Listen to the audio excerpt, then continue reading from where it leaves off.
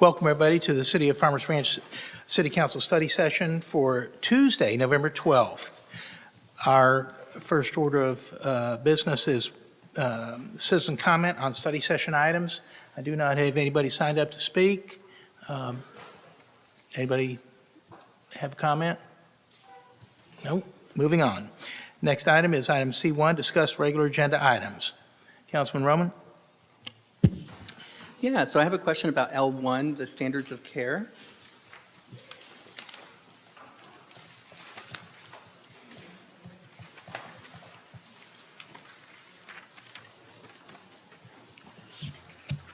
I'll give Jessica time and sense to get up here. Yes, sir.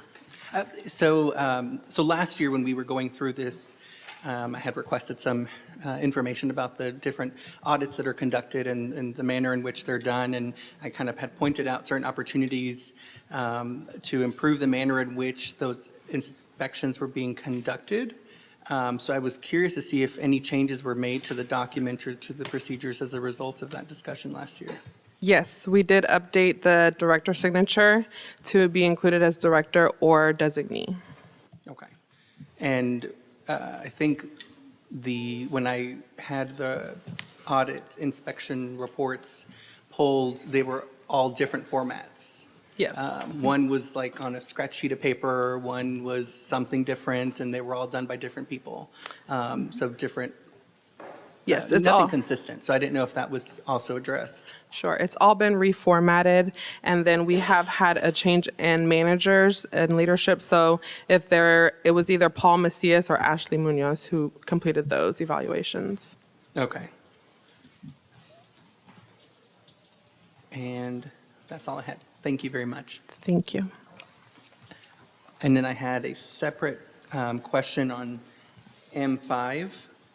It's just sort of a quick clarification on that one, which is the crosswalk. It's going to go on Valley View Lane and Mercer Parkway.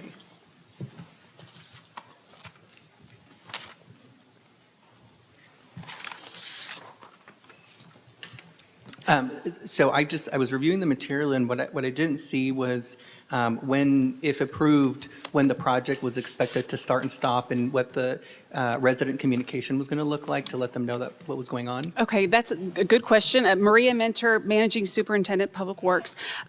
We would, if it's approved, we would need to go out to bid for that process. So we would start that right away. We have not discussed communication with residents yet, but we would make sure that we communicate with residents and work with our communications team, Ashton, to make sure we get the word out to everybody over there.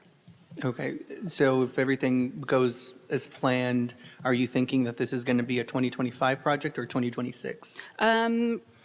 That's not my area of expertise. Let me defer to Shane on that, the construction part. Sure. Shane Davis, Deputy Director of Public Works. So we had complete design first. So if you approve this tonight, we'll wrap up the design, which should be pretty quick. It's a pretty straightforward project. So the goal is this will be constructed early next year, hopefully springtime. It's, again, a straightforward project. It's just whether we approve the funding or not. Okay, and so how long is the typical construction? Is it like a day or is it a month? Probably closer to, I'd say a month, I don't know, about 2 months, but we have to move the median nose back. We got to move some signal poles where they need to be before we can install the actual crosswalk itself. Okay, So- cool. That's good to know because I'm sure questions will come up and they're going to ask when is this going to end if there's any sort of inconvenience. No, to especially the as heavily lanes. trafficked as that road is. Yes, sir, down in that area. Yeah, so, and then I just wanted to make sure that any businesses that were going to be impacted by it, that there was some sort of communication sent out to those residents, particularly on Mercer Parkway, just so that they know there's something coming and maybe they can plan their route accordingly if they don't want to be inconvenienced by any closures. Yes, sir. Fully noted, and we will follow through with that. Okay, and that's it for me. Thanks, Mayor. You're welcome. Councilman Baird? Nothing right now, thank you. Thank you. Councilman Reed? So, Councilwoman addressed the M5 item, which I had questions on, but those have been answered. Very good. Thank you. Councilman Neal? Yeah, thank you, Mayor. I have a question regarding M3, the Hoya Park. and you may or may not have this available, staff may not have right now, but I'd like to get an idea. There's some indication in the documentation about a phase 1 and a phase 2. I'd like to get a breakdown explanation of what phase 2 is. And I'd also like to see the financials regarding the phase 1, phase 2, with regards to the maintenance, the repairs, that sort of thing. We will, that is a regular agenda item Okay, later, so we we can- will we have can leave it for discussion. later? We'll have discussion about it. Sure, that's fine. I don't know if you need time to get that information together. Well, But- I think I can answer the question. All right, The phase 1 and phase 2, phase 1 was that initial phase of just the playground. And phase 2 was those items that were left that we went to council early, I guess it was late spring, early summer. We had the security cameras, fencing, some of those items, and that's what we considered phase 2. And so at this point, we had some, and I think it was indicated in the packet that there was some cost savings, and that's where we have some of the funding that was left, and they're looking to reallocate that funding. Okay, thank you. That's all I have. I might have a few more questions in regular session, but All right, thank you. I'm good. Thank all you. righty, thank you. Councilman Jackson? No questions, Mayor. All righty. Moving on. Next up is C2, receive year-end review updates from city boards and commissions. And so, first up will be the Arts and Culture Committee. Good afternoon. My name is Amy Cave. I am a Farmers Branch resident and Chair of the Arts and Culture Committee. Amy, can you pull that mic down? I notice I'm substantially shorter than everybody else. Yep. There. Is that picking me up, Neil? Okay. Good. Okay. The Arts and Culture Committee is a civic-minded, community-engaging organization committed to life-enhancing experience through the thoughtful curation of a wide range of artistic expression and cultural experiences. And I'm going to move us through. Oh, I've lost my, look at that. Excellent. Our meetings are typically held the third Wednesday of every month, excluding July and December, and we welcome all to our meetings. Year-to-date attendance for current committee members is 80%. Visual impact in Farmers Branch. We have the West Side Art Trail, electrical and traffic signal box wraps, street topper signs and wayfinding signage, and the mural at Hoya Park. In April 2023, 3 pieces of artwork were purchased for the West Side Art Trail. These images are shown above. There's Foxy by artist Jeffy Brewer, Multifaceted by Stephen Lee, and Falling Leaf by Brandon Taylor. These artworks have been fabricated and delivered and are ready to be installed along the median of the West Side Art Trail in the near future. We also have completed electrical and traffic signal box wraps. This was the second art box contest offered, and the images above show 2 of the art pieces that were chosen. The first design of the lady walking her dog is located at Alpha and Midway Road and was designed by, oh goodness, Cervantes. I did go to R.L. Turner High School. I took Latin. That is not paying off sometimes. And the second is located at Valley View Lane and Luna Road and was designed by Carlos Martinez. Both winners are CFB ISD employees. In addition to these art boxes, we also wrapped 2 traffic signal boxes with the Mustang Station Arts and Culture District branding, both on Valley View Lane, one at the corner of Denton Drive, and the other one on Tomfield Road across from Hoya Park. Other visual impacts have been the 15 street topper signs installed around the city for the Mustang Art Station Arts and Cultural District, and the mural at Hoya Park, which the committee assisted with suggestions on theme, color scheme, and design. Community impact in Farmers Branch. Branch Arts Live, CFB ISD collaboration, artist exchange, artist database, inventory of city-owned artwork database, and interactive arts and culture map. The first Branch Arts Live featuring local dance groups took place October 22nd, 2023 at the Historical Park. 300 people attended and 28 dance groups took part in this free event. free event. Branch Arts Live was made possible by the leadership and planning of the Arts and Culture Committee members, Dawn Valentine, who is the Fine Arts Coordinator for CFB ISD, and the Arts and Culture Committee Secretary, and then also by Amy Cave of Amy's Studio Performing Arts, who is the Arts and Culture Committee Chair. Feedback from one attendee who chose to reach out via email stated, "I thank the Farmers Branch Arts and Culture Committee for these types of shows and look forward eagerly for more." The second Branch Arts Live took place on Sunday, October 20th, 2024, at the Farmers Branch Historical Park. This time we had 43 different dance groups perform with 700 plus in attendance. 6 of 9 board members volunteered their time at the event. It was a fantastic community event and enjoyed by all. Our event doubled, or just over doubled, since last year, and we had performers from elementary school age up through their mid-80s. So it was a large selection across the board.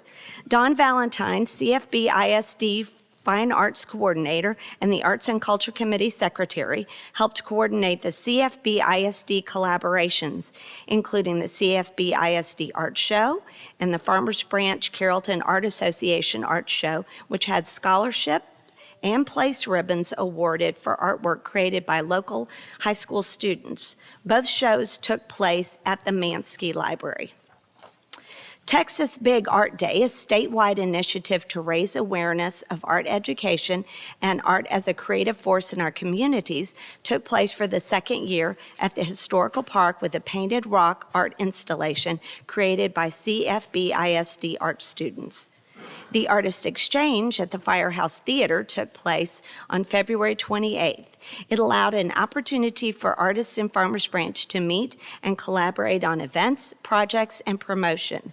The mission was to connect local artists with resources within our community and build a network of support for commercial, private, and public art. Similarly, the Art and Culture Committee has been actively developing a database of vetted artists based here in Farmers Branch. The initiative aims to foster, promote, and elevate the visual and performing arts within the city, creating a thriving arts community and enhancing local cultural engagement. In addition, the Arts and Culture Committee has been working to create a comprehensive inventory of city-owned art. This database will catalog all art pieces owned by the City of Farmers Branch. The City of Farmers Branch also offers an interactive arts and culture map on its website, allowing residents and visitors to easily explore the city's growing collection of public art. This map provides an accessible guide to locate public sculptures, murals, wrapped electrical and traffic boxes, as well as the signage for the Arts and Culture District, offering an engaging way to experience the city's vibrant artistic landscape. The future of the Arts and Culture Committee. Establish a city-owned artwork and museum artifact collection maintenance fund. Catalog of artwork available to purchase, future electrical box wrapping contest. The Arts and Culture Committee was formed in 2019 to support and enhance public art within the city, as well as to assist with the promotion and development of the Mustang Station Arts and Culture District, was established in 2022. Since then, 3 art sculptures have been commissioned to enhance the West Side Art Trail, and 4 art sculptures have been erected in the Mustang Station area. Beyond the newest art pieces, the city owns over 25 artistic installations and a collection of historically significant artifacts dating back to the 1840s. These assets not only beautify public art spaces, but also reflect the city's rich cultural and historical legacy, attracting both residents and tourists. Establishing a maintenance program that includes routine inspections, cleaning, and conservation efforts is necessary to protect these assets. By investing in their repair now, we can avoid the higher cost of emergency repairs in the future and ensure that they remain a vital source of community pride, local identity, and economic value by attracting visitors to Farmers Branch. The Arts and Culture Committee will work on developing a catalog of vetted artists and available artwork, ensuring that the City Council has immediate access to ready-to-purchase art pieces. This resource streamlines the process for acquiring art for public spaces, supporting informed decisions, and enhancing the city's cultural offerings. We will have a future contest for electric box wrap designs, inviting local artists, students, and residents to showcase their creativity and enhance the city's public art. I thank you, and we'd now like to invite direction from council. We've shared our accomplishments for this year and offered some ideas for the future. As members of the City Council, we'd like to ask, what is your vision for the future of arts and culture in the city of Farmers Branch? Amy, thank you very much. Very good report. Council, we'll start at my left. Councilman Roman, any questions, comments? No, I don't have any questions. So thank you for your volunteerism, and for everything that you're doing in the Arts and Culture Committee. I'll Councilman echo Baird? everything Councilman Roman said. Thank you very much.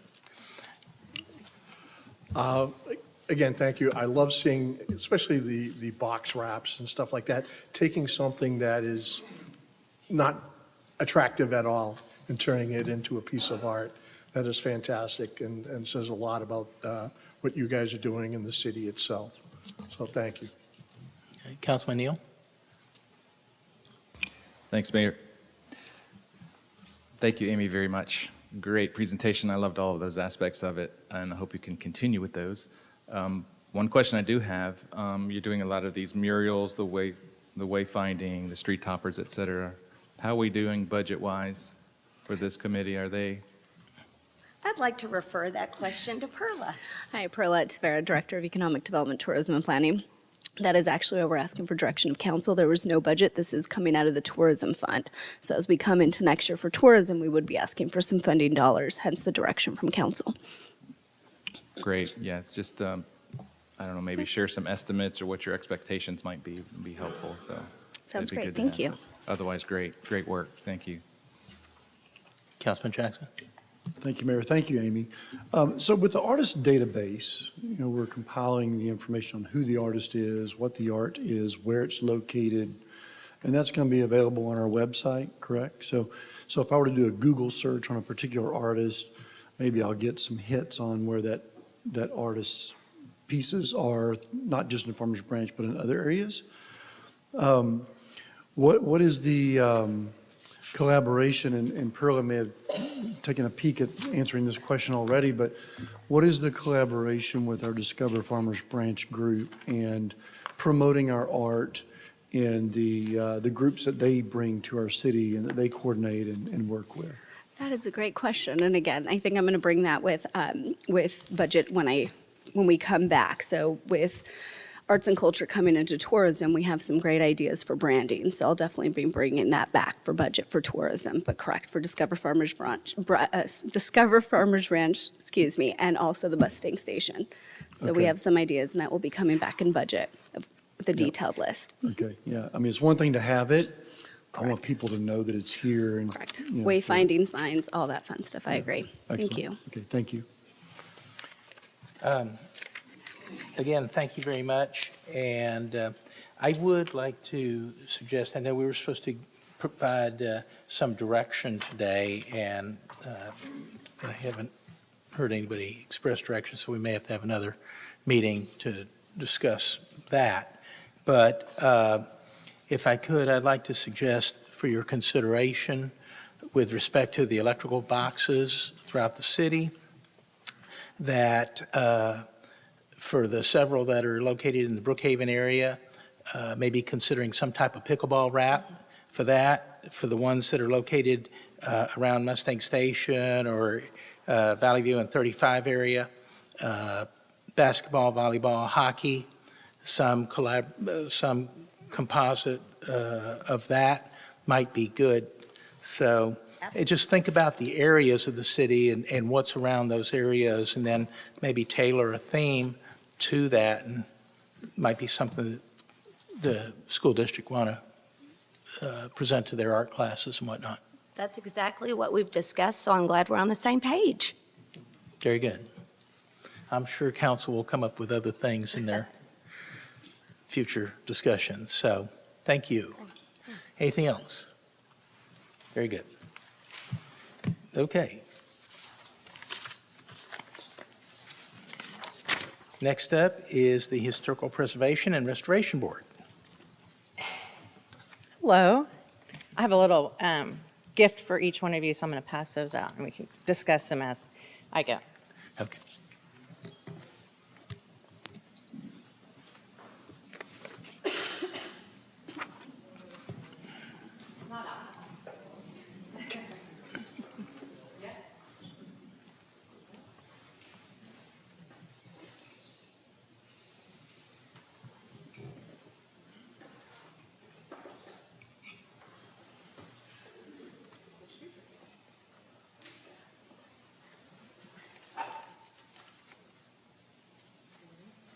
Thank you, dear.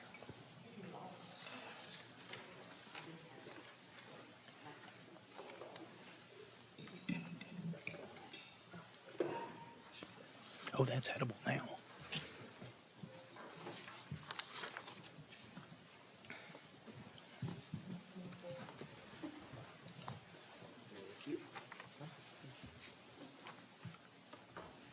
All righty. My name is Missy Dewars, and I'm the chairperson for the Historical Park. On the screen, we have our mission and vision statement. I feel like I'm repeating myself every time I've spoken to you guys. You probably already know what our mission and our vision statements are, so you guys can read that. Our meetings are every Thursday. We have 80% also attending our meetings. Board accomplishments this year. This is really exciting news. As you guys know, the Historical Park was awarded the Board of the Year for 2023. We were all very excited to receive that. We also assist the Friends in raising funds for the Farmers Branch. The chair rentals was almost $4,000. That's the period for October 23 to October 24. The Friends Fund project grants for the Historical Park. Historical structure cleaning at $4,500, scholarships at $1,000, the tea trays $2,315, event expenses of $8,000, $3,000 for the Day of the Dead, and $5,000 for the Mad Hatter tea. We also assist the board by volunteering for all the events. We always have people on our boards participating in each event, the haunted houses, the Day of the Dead celebration, which I don't know if y'all attended. I know Omar did. We had about 500 participants this year. We had the Mad Hatter Tea, the adult egg hunt, and the Independence Day celebration.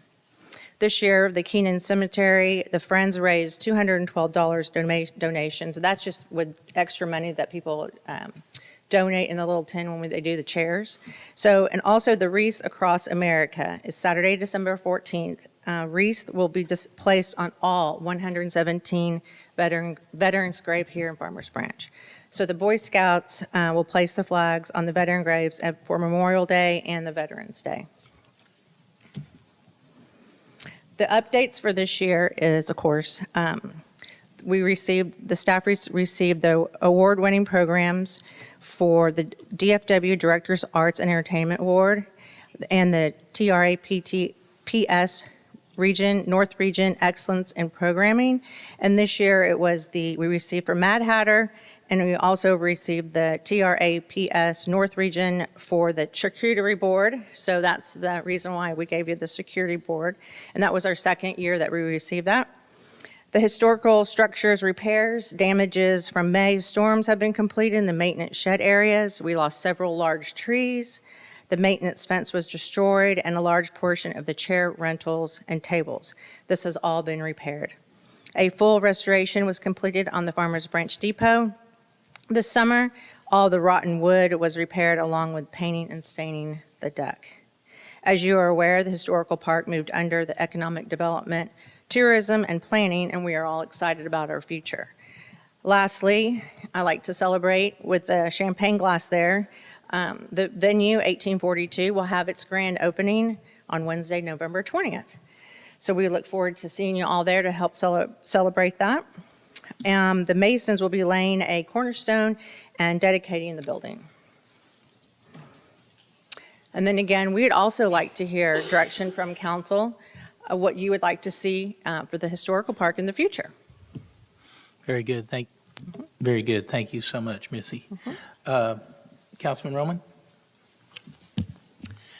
Thank you as well for all of your volunteerism, and just keep doing what you guys are doing. I think you guys are doing a great job. Thank you. Okay. Councilman Reed? And a big thank you as well. I love the events I've attended this year, and really looking forward to the Cornerstone celebration for Venue 1842. I've had the opportunity to utilize the facility a few times since its soft opening. Right. And Lynette and her team are doing a fantastic job over there. So Yes. thank you. You're welcome. Councilman Jackson? Just thank you very much. The Historical Park is one of the greatest gyms in our city, and Right. you guys do a fantastic job of keeping it up and promoting it and using it, and we really like visiting there. Well, the staff is really the main They are, makers of that. they are. But you guys put a lot of volunteer time Yes. into that, and want that to not go unsaid. Thanks. Councilman Neal? I concur with the other council representatives up here. Ms. Dewars, thank you very much for you. Please give my gratitude and appreciation to the board members as well. I will. If I might just add one small advice, I also attended the Dia de Muertos, the Day of the Dead program. And I happened to notice it was dark. There was a lot of children. There was no street safety. Okay. I didn't see police or any directions. It was kind of dimly lit. So Okay. just Well for the noted. future, it might be Thank helpful. you. But otherwise, great job. Thank you very Thank you. much. Enjoy your treat. I do have one question. I'd love to get some feedback from you guys or suggestions from you guys in regards to events that we could have. We have our ideas, but it'd be great to, You have an hour right now. I could tell you a bunch of. but something, if you could provide us with Yeah. some ideas, things that we can take a look at, because I know my imagination can be limited at some time, I at would- times. So it'd be great to get some ideas from you folks that are boots on the ground. Okay, and how would you like me to present that? Email or? I think, if you want to just send an email to me, I'd be Okay. happy to Pass it along. distribute it. And Okay. And we can look at it for potential further discussion. Thank you. Thank you. Okay. We were supposed to be providing direction, and I'm not, Hearing. we're receiving reports. I'm not sure that we're giving direction. So again, I think this may be something that we need to revisit here shortly. But do we have an updated business plan for Venue 1842? If not, that's fine. Can we get some type of forecasting in terms of scheduled events and just what we're looking at in terms of activity for that venue? And then maybe a calendar of events or listing of events that you all are doing at the park in general. Okay. And I'll definitely provide that again, Perla Tavera. I will provide that. We're also trying to bring I that. can't hear you. Oh, sorry. Perla Tavera, Director of Economic Development, Tourism Planning. We are definitely bringing that back, a sales forecast, and I plan to bring that as a study session, as well as a review of the fees. Okay. And the other thing that, other comment I have just in general regarding the new venue, something's got to be done about the acoustics inside. So I know that's Bring being that back addressed, for but approval I of bids, yeah. keep, you're going to hear that from me until we get that I problem agree. solved. I agree. So, thank you. Okay, thanks. Okay, thank you. Okay. Next up is the library board.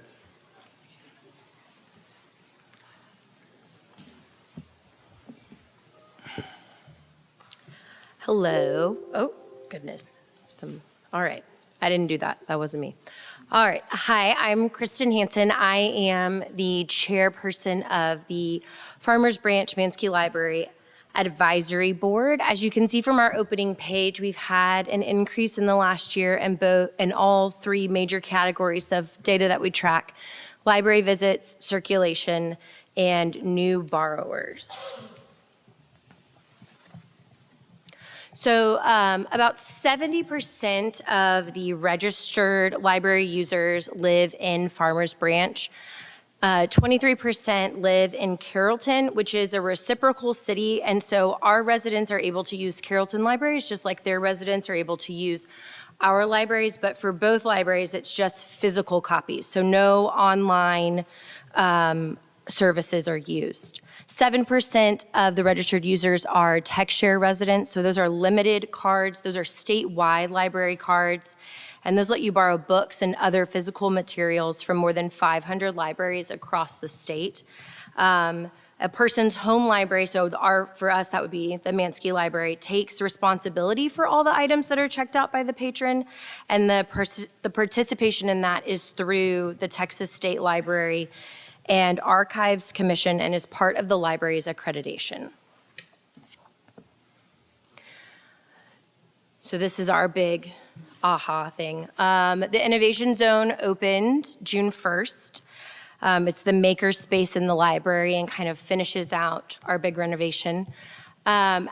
You can come in and use all of the items that you see here for anyone 11 or older, as long as you sign a waiver. There are also STEM kits available for residents to check out and explore at home.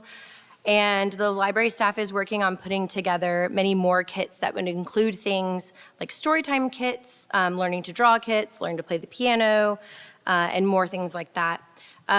So the Cricut has been used 19 times, the 3D printer has been used 43 times, the Glowforge has been reserved 18 times, and there's a training for that coming up soon if that is something that anyone's interested in. For a total use of 80 reserved uses. You can also innovate at home by checking out the mini 3D printers, sewing machines, and some of those STEM kits like the Dash robots and the Snap circuits and the Kinderbots. There's also fishing rods that you can check out that you can use right there in the creek behind the library. We have used at my house the mini 3D printers and one of the robots, and they're a good time, so check them out. So we've had lots of library programs throughout the years. The ones you see in the pictures are the Firefighters Are Friends. It's really helpful to have Fire Station Number 1 right across the street. There were 106 attendees at that event. And then right there at the top, the man holding the snake is the Creature Teacher, which is always a big hit during summer reading, and had 245 attendees. And then there was a total eclipse viewing party out at the library, and that had 175 attendees.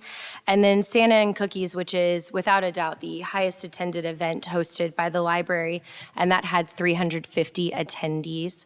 If you look at so our total annual program attendance is down about 2% from last year.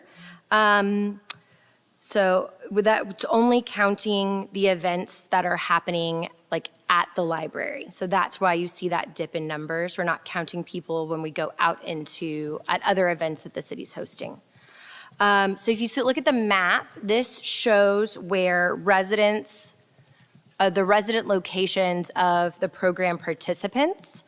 And these are filled out. This data was gathered through the filling out of safety waivers at the library event. So it's not a full picture, but you can see there's a lot of people coming from a lot of places that are not Farmers Branch to come to some of these library programs. All right. Big changes at the library. Our hours. The weekend hours will be staying the same. So Friday, Saturday, Sunday, those hours aren't changing. But our Monday through Thursday hours will be changing. The library will be closing an hour earlier. So the library will close at 8 now. And that will affect some of the programs that get hosted at night, like English as a Second Language, Adult Craft Night, the Great Books discussion groups, as well as our own board meetings. And then some upcoming programs. We are getting started on our Jola Bokaflod book drive for the Dallas Medical Center. And then Santa and Cookies is coming up as well with the Cowboy Santas and free pictures with Santa. There's usually crafts and story time. A comical reaction improv workshop, the second annual Tiny Art Show, which was very cool last year. Everyone were restricted to like a 2x2 canvas that you had to paint something on. And then another mad science program about fire and ice. So now I'll open it up to you for questions, comments, and direction. Thank you very much. Councilman Roman? Thank you for the presentation. Recently, and for your volunteerism and the rest of the board, recently I received an email. I subscribed to the email distribution list for the library, and it talked about a new commission or committee, I think a subcommittee that was being formed of teens. Can you share a little bit of insight about that? Sure. So the library is kind of putting together its own teen advisory board, and they're just monthly meetings where they're inviting the teens who use the library, which are my own children, to come in and kind of say, what books do you want? What events do you want?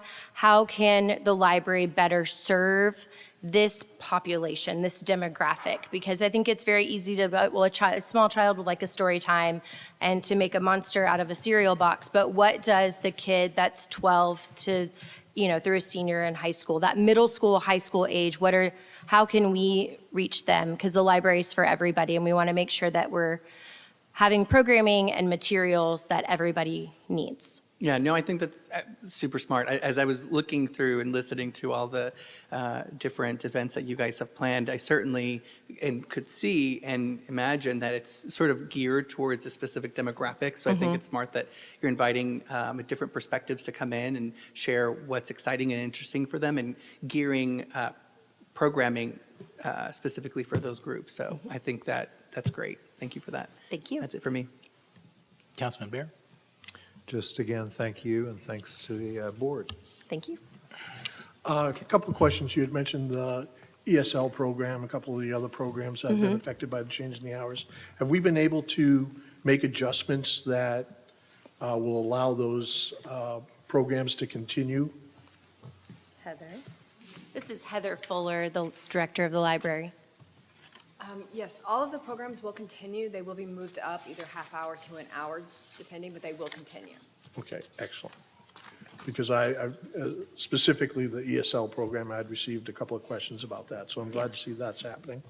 And forgive me for not knowing this, but do we have like story time for kids, Oh, things yeah. like that? Oh, yeah, there's recurring story time for different age groups every week, a different age group on a different day. But yeah, there's Okay. story times almost all the time. Is there an opportunity for folks, when I lived in Massachusetts, we used to do this at my daughter's school, where they would have parents come in, volunteer time to do readings. Is there such a program like that So available? I'm so glad you brought that up, because one of the things that I would like to do kind of in the next, when we get into January, is start a program called Leaders Are Readers, where folks like yourselves would come into a story time, maybe in the after school hours, so we can get some of the older kiddos as well, and maybe choose a favorite book of your own, something that shaped you as a child or something that you really love that you could read to the kids. That sounds great. Thank you. Councilman Neal? Thank you, Ms. Hanson, for all that you do and your board. It's a great presentation. I had a question or two regarding I'm very much interested in the ESL program myself. Just, do you happen to know any attendance? Has it gone up or gone down as a result of the change in the time? Or are we Well, doing the- anything to encourage additional participation or anything? So the times don't change until December, and I'm sure they're going to communicate that to the attendees. It's run by volunteers and not by library Right. staff. Right. So I don't know, do you know? We have already started marketing and getting the word out that the hours are changing. The attendance currently is 45 to 60 people twice a week. Okay. We expect there to be a fluctuation in December. There generally is because of the holidays. And then we'll see what the effect is come January. And do you have enough instructors for that 45 to 60? Or We do you do always need currently, help? yes. Or what? How- We always can use more help, but Okay. we have enough instructors to handle Okay, the great. Yeah, I would encourage you to continue the ESL program Absolutely. as much as you can.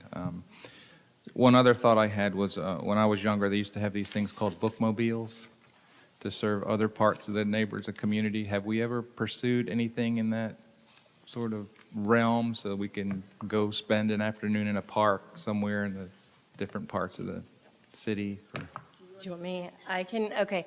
So probably about a year ago, after one of our board chair meetings with mayor and council, we were asked to take the 2045 plan and look at it and see what we could do from our board to kind of come alongside that. And one of the things that is in it is making connections through different parts of the city. So that was one of the things that we looked into, was a bookmobile as well as some kind of storefront type library like the Bookmarks that's in North Park on the west side, or even an Amazon style locker over on the west side as well in Mustang Station, or not in Mustang Station, in Mercer Crossing, so that there's a way that make it easier for the people over there to get access to the books. All of those things require money though, and we don't have that money, or have not been given that money. Come up with a budget. Yes, Great. yeah. Great, yeah, I would encourage you to continue to pursue those avenues Okay. as much as you can. Yeah. And as I asked the previous board regarding financial aspects, it would be helpful for us to know as well, I don't know, Perla, whoever, if there are such requirements, to let us know, and so maybe we can help in that area if possible. So the last thing I just want to make a comment on is the sort of the hands-on interactive components that you just talked about, the 3D printers Yeah. and the Cricut stuff. I want to encourage you to continue that area. And Yeah. I like that quite a bit. So that's all I have, Mayor. Thank you. Thank you. Councilman Jackson? No questions. Mayor, just want to say, Kristen, to you and to the board, thank you very much for all the time that you guys spend. Yeah. The library is a pretty cool place, and since it's been renovated, I think people really, really enjoy going there, and the atmosphere is great, too. It's beautiful. Thank you. Thank you. One question, are we still doing the Spanish as a second language? So I think we have a teacher problem in that we don't have one. That there was a teacher, and was great. She was great, but she's no longer able to teach the class. And so I don't know, Heather, do you have an update? We are currently marketing for a new Spanish teacher. Okay. That was a really good program. Yes, and I know it was your request and a favorite of yours, so we are trying to get it back because it is helpful to have it available. Okay. Thank you. Yes, you're welcome. Councilman Roman has offered to teach that class. And since Martin Baird is also now going to be freed up, he is also volunteering to be my aide. You all heard it, folks. So. Okay. Thank you all very much. Thank you. Next up is the Senior Advisory Board.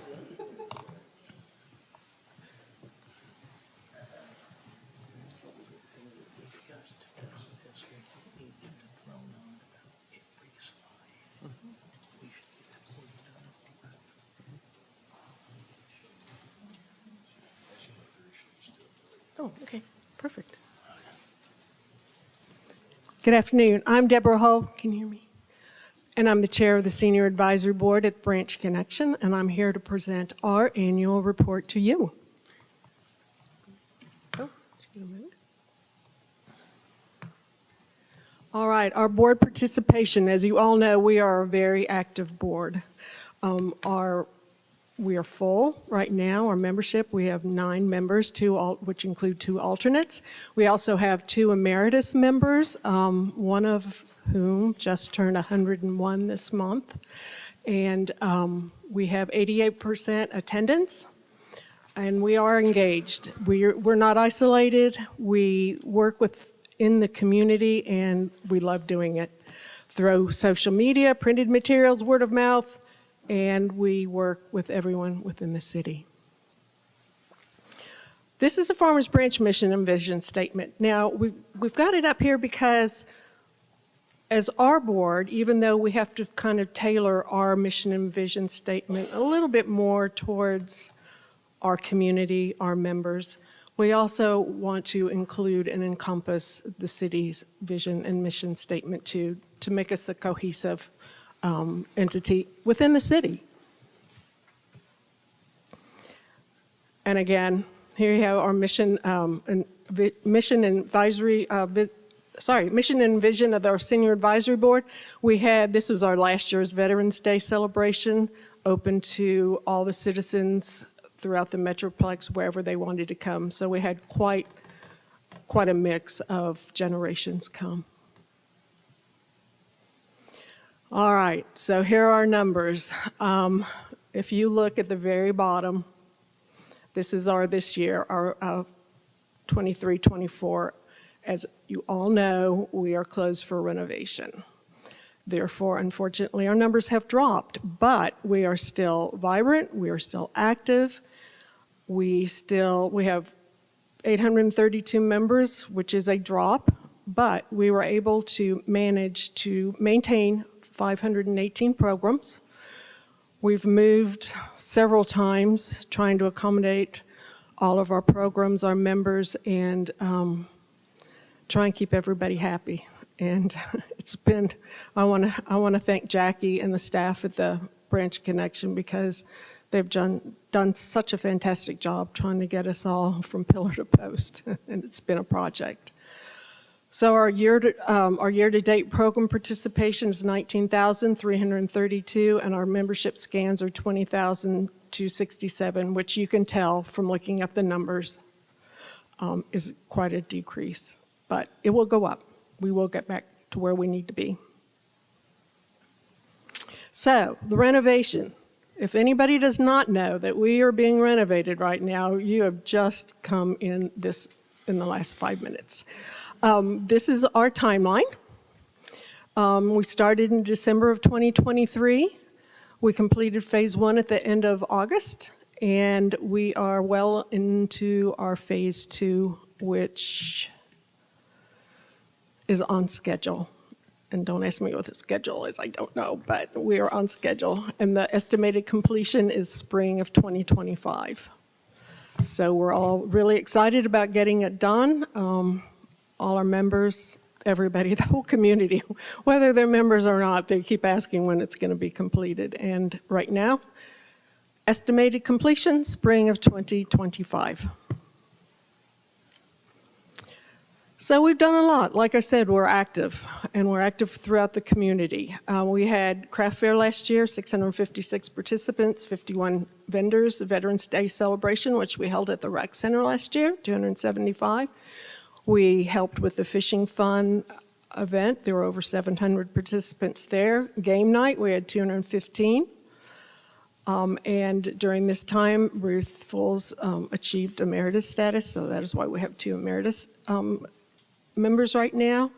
And during that year, we had 3 of our members who turned 100 and were recognized by City Council. So I'm not asking for directions, but I'm asking for questions. Thank you very much. Councilman Neal. Thank you, Deborah. I know you guys are very active. My only advice is to just keep up the good job, keep up the good work. I know you have a lot on your plate. Given the renovations, I know it's very challenging, so I just want to express my appreciation to you and the board. Thank you. Thank you. Councilman Jackson. Just saying thank you and hang in there. Thank you. We're almost there. Thank you. Yeah, we're almost there. Councilman Roman. Thank you for all that you do, and thanks to the board as well. Don't have any comments or anything else, but thank you. Councilman Thanks to you and the board. Really appreciate it. And thanks. The big thing I want to thank you for is the communication. I know Matt's always on me for Texas Hold'em Days and other events. So you guys are fantastic in keeping, because I just barely squeak in age-wise for. Well, barely. Okay. But keeping the residents aware of changes, because I know with venue changes, things like that, it gets extremely confusing. So you guys have done a fantastic job of keeping people informed, keeping things on track, providing the services regardless of where they are. So you really deserve a lot of praise for the service that you've been providing. And I know as a member of the Connection and a resident, I thank you so much. Thank you so much. Deborah and the whole advisory board, Yeah, the work you all do is great, and I know it is very much appreciated by almost all of our residents. Unfortunately, during this renovation time, we've got some that are frustrated, and I understand that. And it makes me think back in the time of COVID when we couldn't get into the building and we were giving meals out in the parking lot and people were just driving by. Folks want to get back. They want to see their friends. They want to engage with their friends. They want to engage in activities that keep them occupied. And please, for those watching and for you board members, tell everybody, we're trying to get this work done as quickly as we can because I think we all realize the importance of the social aspect of what the Branch Connection offers. So thank you. Thank you for a really good Veterans Day event. And can't wait to get back where we have better acoustics and folks can really hear what our speakers were saying. So appreciate it. Jackie, thank you to your team. Thank you to the team at the Rec Center. There he is, Robert. Everybody, pitched in to make this thing work, and so very much appreciated. Thank you. All right. Next up is sustainability.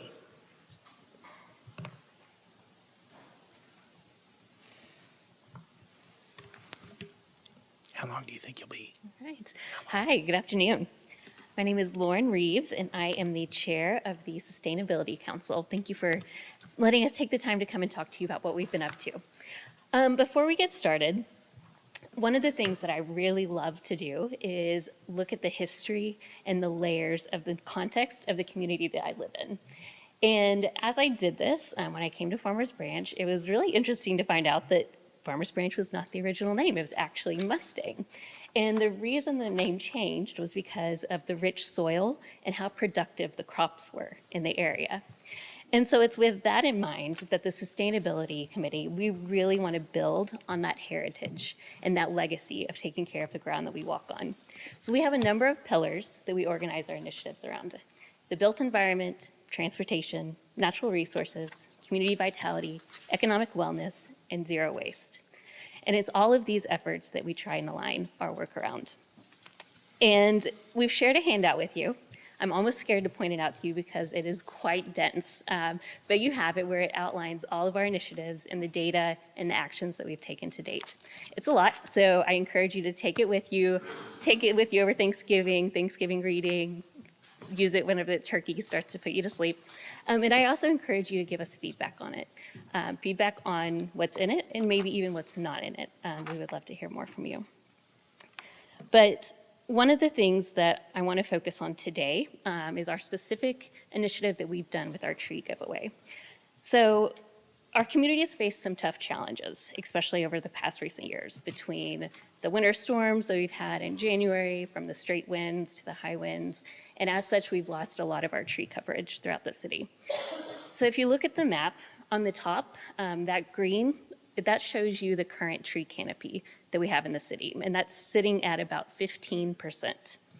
Below that is the impervious surface map, and that is things like parking lots, streets, sidewalks, things like that. Now, the ideal for a community in terms of tree coverage sits at around 30%. And so you can see we've got a little bit of work to do. And that's where our committee comes into play. So with the support from this council, we've given away over 600 trees that are diverse, native, and best of all, drought tolerant to community members over the past several years. And these trees not only look beautiful and help homeowners save things like energy, but they also produce a lot of dividends for the city, especially in terms of air quality, things like stormwater management and maintenance and things like that. So as you can see, this is an investment that really, really has paid off. I can also tell you how many times we heard from community members as we're loading up the trees, which were quite big actually, into these sedans and their trucks, about how grateful they were for this program and how supportive they were of this. And with that said, I'm happy to say that we're not done yet. I'm very optimistic and hopeful for the work that we're doing to build on the efforts we've already done and to continue forward. Things like the completion of the active transportation plan, Smart Soul and LEAD for cities programs, all these things that we're doing to make our community more vibrant and healthier and more resilient for all. And of course, I'd be remiss if I didn't say how grateful I was to work with a committee that gives so generously of their time and talent every month. And of course, Alex, who is so instrumental in all of this, and we couldn't do it without. And of course, I want to say thank you also for your leadership and your support. I'm more hopeful than ever at the number of people that are raising their hands up across the city to be part of the solution, because it's going to take all of us being connected and working together to really strengthen our community. And with that, I will turn it over to questions that you might have. Very good. Thank you so much. Councilman Neal? Thank you, Lauren. Thank you for all that you do and your board. I was watching one of your meetings most recently. I want to commend you on the composting effort program that was just recently initiated. I've had several residents express their gratitude for that, and I think you may be getting a few more people to attend the composting Excellent. We love activities over there at the community garden area. So I commend you for doing that and encourage you to keep up with that program. The tree program, of course, I'm a big fan of that. I think a couple of meetings ago, I asked city manager about a review or inventory of trees that we lost during those big storms we had back in the early spring. So I'm really glad to hear you're continuing that tree program and continue doing that, and strongly encourage you. Much like I've suggested to the other commissions out here, I'd like to know a little bit about financial aspects regarding the various boards and commissions. So if you have some needs or requests, we want to know what those expenditures are and that sort of stuff too going forward. Sure. So, thank you very Wonderful. much. And I will just note that as a committee, we're also trying to think of ways that sometimes the smart solution is the most sustainable solution. And so we are very cognizant of things that are beneficial both not only to maybe a homeowner or things like that, but also to the city as well, and trying to keep that in mind as we make decisions. Thank you. Councilman Jackson? Lauren, thank you so much. It's really cool to have a committee of people that are enthusiastic like you are, and I know Joseph and other committee members, you guys have some pretty engaging conversation about stuff that most residents, myself included, don't pay attention to. It's just really cool to have you guys here and focused on those things, and the way that you're able to articulate that to us, it makes sense. The tree coverage map is very helpful, and the impervious surfaces as well. So thank you again for all your work and your contributions to our city. Thank you. Councilman Roman? I just wanted to thank you and also express appreciation to the rest of the board for the work that they're doing. One of the things that I was curious about is, I know we had a toilet replacement reimbursement, some sort of program. Can you tell me a little bit about that and kind of how it went? Yes, went really well, actually. I want to say the most recent number was 102 toilets that we ended up giving rebates for, and that ended up in how many gallons of water savings? It was. Alex Rankin, Sustainability Manager. I can pull that information. We have that. I just don't have it with me right now, but that is an ongoing program. Okay. Yes. Awesome. Yeah. And it actually led to another program, an irrigation audit program that we did. And that was also not as popular as the toilet rebate, but we did see some people sign up for that one as well. Okay. Thank you very much. Yeah, you're welcome. I love trees, so I love that program, and thank you to you and to the committee. Great. Thank you. Yeah, that map was very eye-opening for me as well. I didn't realize that being the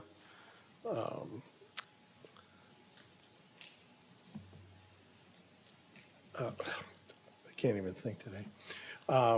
Being the city in the park, that we allowed it to get down to 15%. So that's something that we definitely have to look at. I was wondering if you could, since Councilman Roman brought it up, a little bit more detail on the toilet program? Since we reference it, we got people listening, might as well, you know. Yes, happy to promote it. Yes. Yes, so the toilet rebate is available to residents. It's a significant amount of money. It won't cover the cost of a whole toilet possibly, but it's made for older toilets, so homeowners that want to switch out for a newer model that uses less water, it's available to them. So Alex, I don't know if you have the more specific. Yes, so it targets homes that are built before building codes incorporated the more water savings toilet. So pre-1994, a resident can get up to a $150 rebate for swapping 2 toilets. If they just do one, it's $100. If they do 2, it's a $150 rebate on their, or credit on their water bill. Excellent, thank you.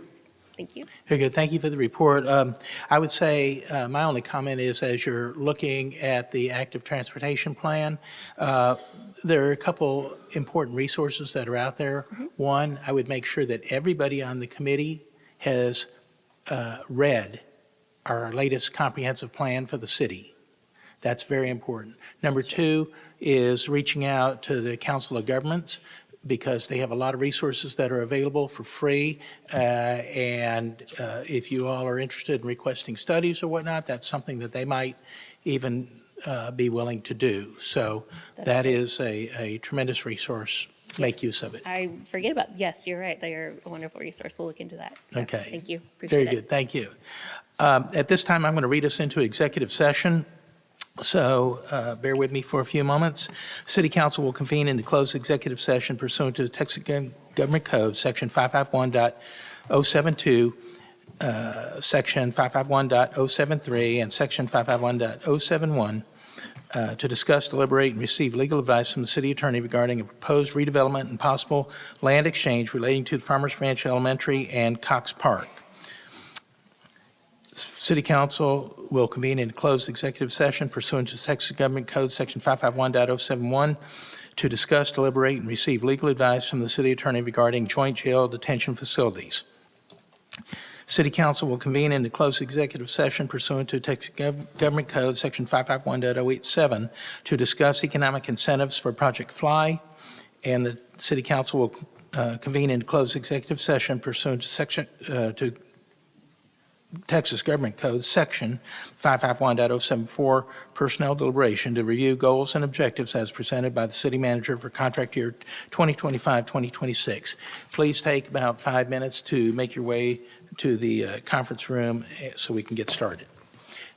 We will be back in the lobby at 5:30 for a reception for Councilman Baird, and then, of course, 6 o'clock when our regular meeting starts. Thank you all.